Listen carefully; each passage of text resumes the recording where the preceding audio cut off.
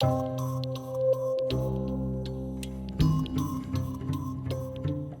these are dates in March, and these are numbers of cases. So March 4th, that was our very first case in Texas.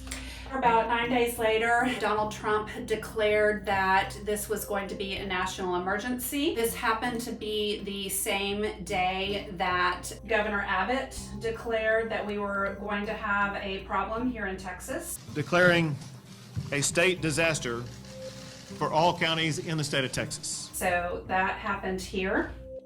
And it so happens that on that same day, we had 50 cases already in Texas. This is a 1,000 case scale, so we're still way down here on the bottom with cases. A few days later, there was a statewide conference call among leaders across the state begging Abbott to do more, begging him to provide municipalities with information, begging him to do a statewide stay-at-home order to offset the problems that we were going to see. So that was on the 18th.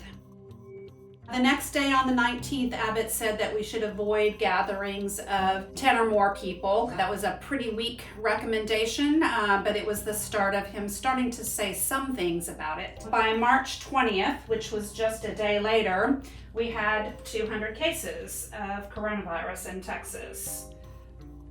Right there. By March 25th, we had almost 1,000 cases. So just 5 days later, we're already up to here.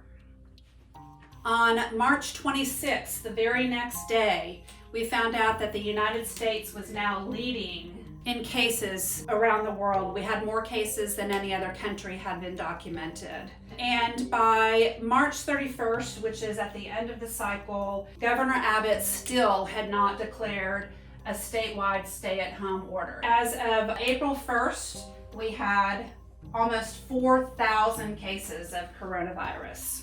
Starting here with the first case, barely a blip here, a little more here, and now we're here.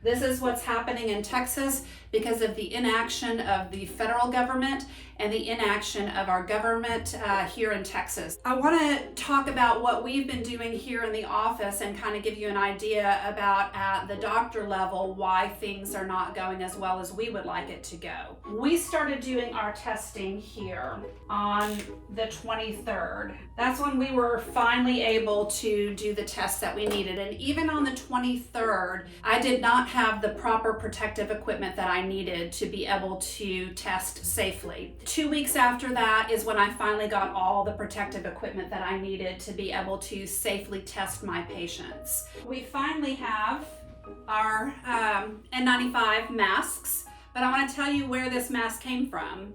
It came from my garage. We have had now one shipment of a small number of these masks from the local medical society, but we have been relying on donations from individuals to bring us the proper masks that we need to do this testing. We now have someone locally who has made these easier to use face shields for our office. And hear me when I say someone had to make these for us. We have not been able to order them anywhere. Someone who had a 3D printer put these together for us and brought them to us. So both our N95 masks and our face shields are being donated by people in the community rather than coming from where they should be coming from, which is suppliers. Now we have a situation where we don't have enough test kits. We were told this week that the lab would only provide us with 5 test kits per week.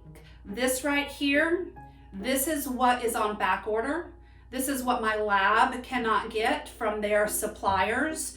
This is why I can't do all of the testing that I need to do right now. We are in the richest country in the world, and I can't do the tests I need because of this swab. That's it. We're just in a situation where this is going to continue to get worse. The estimates now are that we're about a month away from the peak in Texas. And if you can see how quickly that's accelerating, and we're already up here, how much higher is that going to go?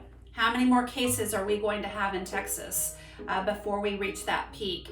And how are we going to be able to handle that without the equipment that we need? Again, from top to bottom, this has been a failure of leadership. Doctors are not getting the information that they need. They're not getting the equipment that they need. And because of that, patients are suffering.